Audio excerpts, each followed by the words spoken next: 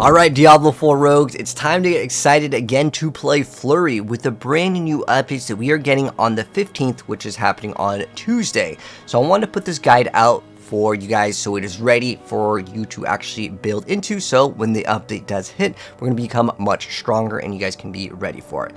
Now, I'm going to be straight up with you guys, even with the brand new buffs that we're getting, I still think Death Trap is going to be like the highest pit pushing build, so if you do want that, I already have that guide out there for you, but I find Flurry to be way more fun. We are currently doing Tormented 4 Nightmare Dungeons with the brand new update here, and you're seeing basically us flying through most of the content. You can see that elite just absolutely melted, but the build is still very strong, and we are getting some extra buffs. Pretty much what it comes down to is when you are doing some of the bosses, Death Trap is just superior. But for the most part, since you are so fast in clearing content, and if you guys do want to know where's the best way to get your upgrades for leveling, if you want to get those Paragon levels, it's basically doing the low tier of the pits anyways. You do not want to try to slam pit 100s even with the top tier builds unless you can one-shot every single thing, and that is because of the way that the scaling works when you go higher. Anyways, as far as the buffs, let's go over that. So we're getting another 30x multiplicative damage on the Death Mask, and then with the Breakneck Bandit, we are getting a damage increase of up to 10% here. So what does this kind of mean for the build? Well, in total, we're getting 45x damage.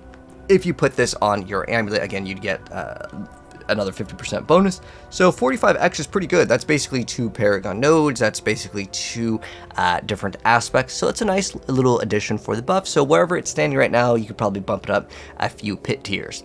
So as far as the build goes, I'm going to have a mythic and a non-mythic version for you guys, and I'll again link both of them down below.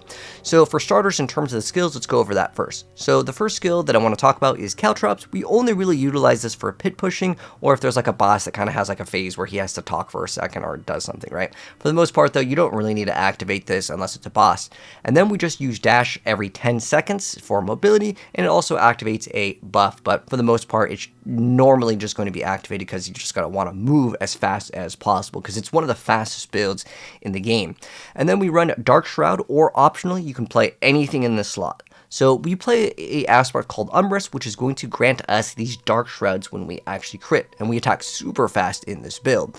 And then with the Dark Shroud, it's going to automatically apply, so we don't have to have it on our skill bar. You actually have a few different variants. If you want to play a Imbue, you can go run an Imbue, and then you have to remember, you have to convert your stuff to non-physical at that point, but you can actually fit in a Imbue if you want to, and you can mix it up with like the Shadow Clones also applying the Imbue. That is another way that you can actually play this build. And then on top of that, you can also play the Smoke Nade, which can apply poison, and that will actually activate another damage multiplier. But if you start adding so many things to this, you might as well at that point play a different build, to be honest. And the reason why I'm saying that is because while that can give you higher pit pushings, at that point you're not really utilizing Flurry to the way it kind of excels, which is kind of one-shotting things and just moving across the map as fast as possible with the infinite teleport. But the next skill that we're going to talk about is Shadow Clone, so we just activate this as we need to activate an ultimate for a bunch of these bonuses that we're going to be getting. And then on top of that, it does give us a Shadow Clone, which actually deals a good amount of damage as well. We also got a newer change. Instead of getting like a 20x multiplier in damage, we get actually damage reduction with it, so it's good for survivability as well. And then we play Flurry here. So Flurry will be our main source of our damage, and a lot of people have been asking, how do I get infinite teleports with this build? So as far as the teleporting goes with the build, it's just a node that we take, and we're going to be able to teleport across the screen, and we don't have to activate it by pushing it consistently. We can actually hold down Flurry. Most of the gameplay that you guys are seeing, I'm literally holding down my Flurry button, and I can just kind of move my mouse around, and then when I want to move, I just use dash, and then every 10 seconds, I activate Shadow Clone, just so we can upkeep a bunch of different multipliers. But for the most part, you can just hold down this button. And the last skill, this one's an optional one, but I really like it for teleporting through walls, which is using Shadow Step. As long as there's a target on the other side of like a wall or like a gap, you can teleport and hit the target. Just make sure there's no doors in between, and you can teleport through walls. It's just for speed, because this is the speed build for the Rogue. And then we have Preparation, which is going to make it so every 75 energy that we spend, it's going to reduce our cooldown of our ultimate. We also play the Cax rune over here, and that's going to also help out, and it's going to drain our energy. So the main important thing that I need to stress here, if you guys are playing this build for the first time, pay attention, watch this full video. Don't just look at the build guide and be like, all right, I'm out. The reason why is because there's a couple things that if you do not get correct, this build will absolutely fall apart and you're going to be like, this build sucks, what's going on? And the reason why is because you need some sustain in order for Death Mask to function properly. So how it works is you will spend your resources like you normally would when you would cast Flurry, or any core skill really, but in this build it's Flurry, so we use that to spend our energy. When we have 0 energy, which will be done through just running out of energy, or when we have the Cax rune actually proc, what that's going to do is then we will spend HP instead of our energy. We need to do this at least every 5 seconds. With the Cax rune, it just basically allows you to do it really easy. But there is a area where if you have too much like resource cost reduction or generation, you may not bleed into it, but with the Cax rune, it pretty much solves the problem, because every 5 seconds, if you don't do that, what happens is you're going to do a lot less damage, and you're going to lose out on a 50% attack speed, which is massive. So remember, we're getting 100% increased damage, which is crazy numbers, and then you also get 50% attack speed. Now it's really looking to be pretty solid compared to like Error Perdition. It's actually gotten buffed. At this point, we've doubled the stats, because it used to be from, it got changed from 50% to 70, and now it's at 100. So they basically doubled the stats on this thing, which is insane, which makes it so much better. So you don't need a Mythic in the helmet department here, and we want to get ranks to Flurry. Now for the chest piece, we're going to want to play Shroud of False Death. If we do not have Shroud of False Death, we can play a regular chest armor. You can run any defensive aspect or utility if you want to. You can also craft utility Flurry size. You can also get defensive to Siphoning Strikes. You can also get resistances, armor. Those are all great stats in the chest piece. And then we're going to be wanting to run the Grasp of Shadow, which you can farm from Gregor. So what it gives you is it gives you a Shadow Clone, it gives you a bunch of ranks to your Cutthroat skills. It's overall just like a really solid item because the attack speed and crit chance are really good. It also gives us ultimate damage, which will facilitate a bonus on the Paragon board. And then for the pants, we play the Umbrous aspect. This is going to give us our Dark Shrouds. We're going to want this for specifically that. We can get Siphoning Strikes. We can also get Flurry size over here. These are all great things to have. And then also getting maybe armor, ideally maybe GA on resistances or armor. You don't really need movement speed too much in this build because, again, you're going to be teleporting. So this is like one area where normally, I would say that with like the boots, you want like GA movement speed because I love to go fast, but because we do not really need it, we don't need to get a GA here, but you can get critical strike chance against chilled enemies. That's kind of what you actually want, and that is going to make it so you will have a big amount of extra crit, and we also get up to a 25x multiplier against chilled enemies. So I really like Penitent Grease, but you can actually play a regular pair of boots if you already reach the crit threshold, but it's like 16% crit on a pair of boots. But again, you can play a lot of different things. You can play Rakenos, you can play Yen's Blessing. These are all great to kind of cap out on resistances to make your build extra tanky.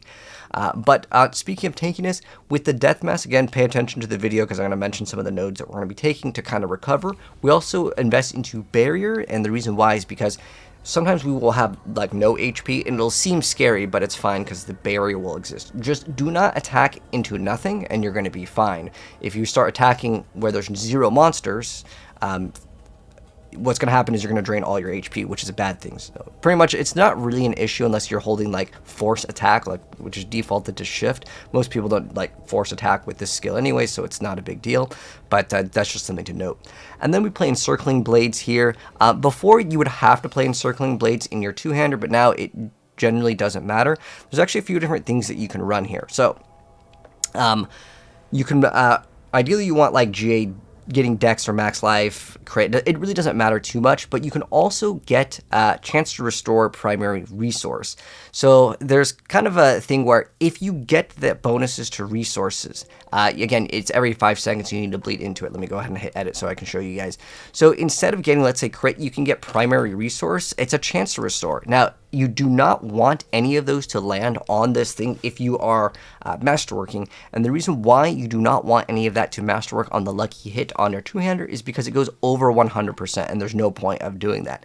It's not that big of a deal if you get it too many times, but there are times where if you actually get too many lucky hits into it, you may not bleed into it. It's kind of up to you. If you want the min-max in terms of damage, you could probably get lucky and you can see higher numbers like in bursts if you have that lucky hit chance to restore a primary resource. But this only applies if you run specifically the Cax rune, okay? This is important. I know that like in the earlier stages, you may not have specifically this combo because it's going to require you to have a legendary rune, which is Ahu. So Ahu Cax, as long as this activates every 5 seconds, you will get like the bonus. But if this is active too often, that lucky hit chance, what happens is your resources will be up too high and you don't get that drain. Again, you have to have Ahu Cax. If you have Ahu Cax, then you can run the primary restoration, which will give you all of that resource. Then it will spend all of it, and then you will get that bonus damage based. It says casting skill. It will spend all of your primary resource and it'll increase your damage over there. So again, that's something to kind of note. And also, this will help it so you don't bleed into your HP. It's kind of up to you if you want to play it or not. But as far as the amulet goes, we either play breaknecks or encircling blades. These can be flip-flop. It doesn't matter now because the numbers are essentially the same. They used to be different. Again, that's why we would put this one in the amulet.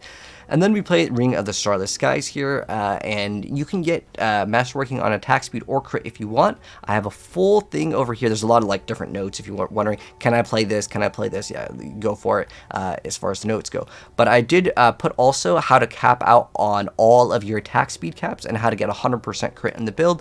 But if you do need some of them, you may want to get greater affixes in certain other areas. But again, it doesn't matter how you get 100% attack speed and crit. You can actually get to 200% attack speed. There's just 2 different categories in the game. But you can also get crit in your amulet. You ideally want alchemic advantage because that will cap out your attack speed. You can get the siphoning strikes. You can get HP. You can get dark shroud. It doesn't really matter too much as far as that goes. But most of the stuff that getting the damage per dark shroud is what you want to go for. And then once again, we're going to be throwing on the offensive category, that damage per dark shroud. We want that in all of our weapons here. That's going to be really key. And then as far as the aspects go in the other rings, since we're playing Starless Skies, we play the Behemoth's Brawlers. If we do not play that, we want the aspect of the Dark Dance here. That's a really good one. The trees, by the way, are different in the non-mythic version, and it's just a small change. But again, whatever one you're copying, all the notes will be there. But we're going to play Behemoth's Brawler, so we're going to activate our ultimate every once in a while because we need this for a buff anyways. It also gives us 2 ultimate skill rings, so that's cool too. And then we play this. So Horadric Fury will give us a bonus to our ultimate, and our ultimate is the Shadow Clone. This stacks up pretty high. You can swap this with the amulet if you want to squeeze more damage out of the Shadow Clone, but it does technically have to ramp up, and this recently got a buff. And then we also play Conceited. We're going to have a barrier. You guys have seen from the gameplay, pretty much we have barrier up the whole time. As far as the runes go, in the earlier stages, you could probably get away with Gar, and it's going to be way better because you're going to need to get your Ahu. In the very beginning, it's just more rare, but later, if you can get this rune, it's good. Ahu and Cax are like a really good combo, and then also Neo and Vex is going to give you plus ranks to skills. And then for the Horadric spells over here, there's actually a couple options. So you can play Disintegrate. You can also play the Cosmic Anomalies. These are actually my personal favorite, but it really doesn't matter too much. I probably wouldn't really recommend this one because of the cooldown on it, but it technically activates once in a while. But as far as it goes, the Corrosive over here. So all we're using this for is because it applies poison damage, which is very good. The reason why is because we do alchemic advantage, and that's going to give us a bonus once we actually activate poison damage. The other way to activate poison damage is you can put on one of your weapons. You can have a chance for your weapon to deal poison damage. That's another like thing that you can put on one of your weapons if you want to. But yeah, Conceited and Horadric Fury is great over here. But as far as like which one activates it, the 2 best ones I would say are going to be like the Chill, because you can get the bonus with like crowd control and stuff. So that one's good. And then also Poison to activate alchemic advantage. And then this one gives you some damage reduction, so it's not bad also. And then we want this on specifically Shadow Clone. You can put it on Flurry, but then you're going to have to change one of the gems, which we'll talk about. But as far as the Horadric spells, I like Potent Alloy over here. And then also Luminous Gem is really good because it instantly just dazes them, which gives you free reign on just destroying them as fast as possible. And then Bottled Wind will give you extra barrier, which is great. And then for the gems, I mean, you can throw in these ones if you want to. And then we have Willbreaker here for extra physical damage, but if you do play the elemental version, you get the one that does elemental. Again, you can play imbue in this if you want to. And then we have Idol from Below, which will give us extra stats here, just primary stat, more HP. And then we have Myriad Stone, so we can once we use our Cataclysm skill, which is going to be Shadow Clone, we'll get a 30% attack speed bonus, which is really hard to beat here. The only one I would say is like kind of replaceable is Idle from Below, and if you need the extra crit in your build, go for it. That's an excellent one, but you're going to have to make sure that you equip ones with 2 powers. I would recommend keeping Bottled Wind and then just run 2 different ones that have the power tag for your powers. As far as the skill tree goes, this is what it's going to be looking like. I'll make this a little bit bigger so you guys can read it. The first 2 skill points do not matter. It is a Flurry build. We're going to get this extra crit, extra damage reduction, siphoning strength. This is how we actually recover our HP. This is big. This is what keeps us alive here. So that's important. And then if you want to put a point in Shadow Step, it's okay. We can activate the critical strike chance or the chill. It's up to you. If we have Penitent Greaves, it's going to automatically chill the enemies. But this can give you extra crit chance if you do not have this. But it's doubled against vulnerable enemies. So this could be 20% crit. It is conditional, but it can help against the bosses. And the reason why is Penitent Greaves is only going to apply that bonus to those enemies that are already going to be chilled or frozen, whereas this will kind of make up for that, because when that is not up for the crit strike chance, you have this as like kind of a backup against non-crowd controlled enemies. Because the boss has a stagger bar, right?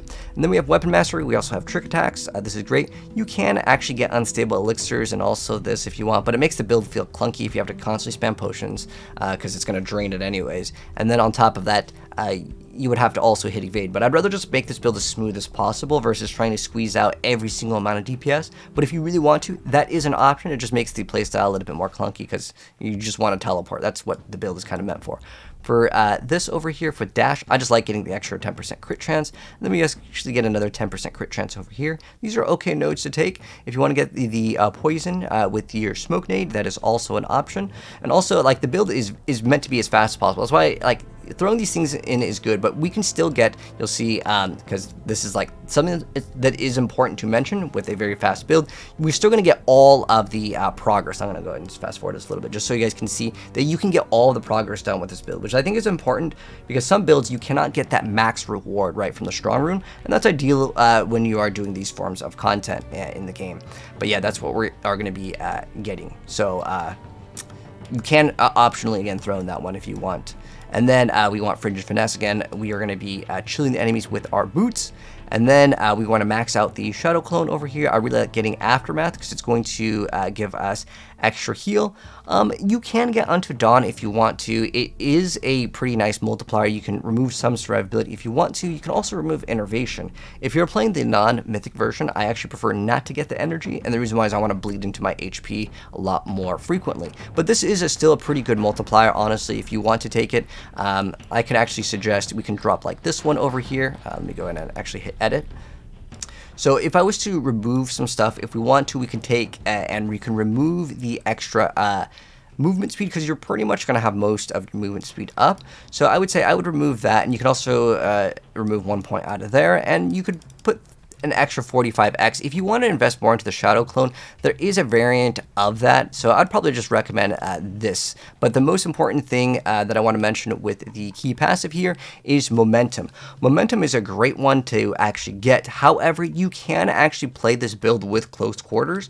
The thing is that Momentum does give you extra damage reduction, which is really great. It also gives you movement speed, but the multiplier at the very end is going to be higher with close quarters, because you get up to 90x damage, and on top of that you also get 30% attack speed, because you get 1 in category 1 and 2. So if you want to, you can play close quarters, but you will be squishier. So it's up to you. If you really want to min-max on that damage, this is the one to take.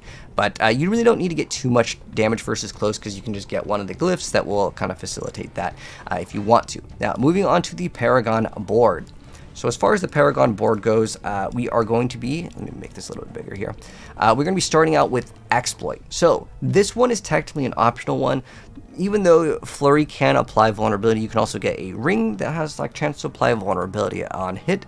The thing is that the way that this build is actually good, and I can recommend this build over like the most meta, which is currently Death Trap, is that this build excels at being as fast as possible. I want that enemy to be immediately hit by that vulnerability. So that's why I personally like Exploit, but you can play something else if you want. You can squeeze out more damage, but it will have to like take a couple seconds for it to kind of activate potentially, because it's just working on like maybe a lucky hit chance, or however you want to apply it. You can apply it with your brand new Horadric powers as well.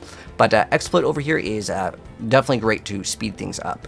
And then we are going to be moving on to the second board, which is the Dance Macabre with Turf over here. So you get all this damage to close. So again, if you want to play the other version, that can be an option for you as well. And then this is why we got to activate a mobility skill or a subterfuge skill. So you can either activate your Dark Shroud, or you can just activate your agility. You're going to be okay to go.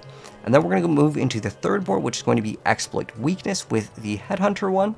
And then we move on to No Witnesses and Combat. So this is only, I would say, better once you start getting the Starless guys, but it's still a pretty good one. I was running Devious before, and that one takes time to ramp up. And again, if I'm trying to support this idea and playstyle, or if you want to play Chip as well, that's another one that it does take kind of time to ramp up. But I actually really like Combat because it also does restore energy costs. So if you want to play Dark Dance, I probably wouldn't recommend this one, because you want Dark Dance to activate every single time. That's the ring that gives you, well, it's placed on the ring. It can give you an 80x damage bonus, and if you want to increase that by, you can make it go up to that, what, 120 if you put it on your amulet. It's a pretty big multiplier. It's just that you have to make sure that you're bleeding into your HP, and this gives you restoration when you crit, which makes it so you would not get that because you're getting energy. You want to basically have no energy and spend your HP the whole time. So again, that's where, again, there's some theory crafting and some other ideas that you can mess around with,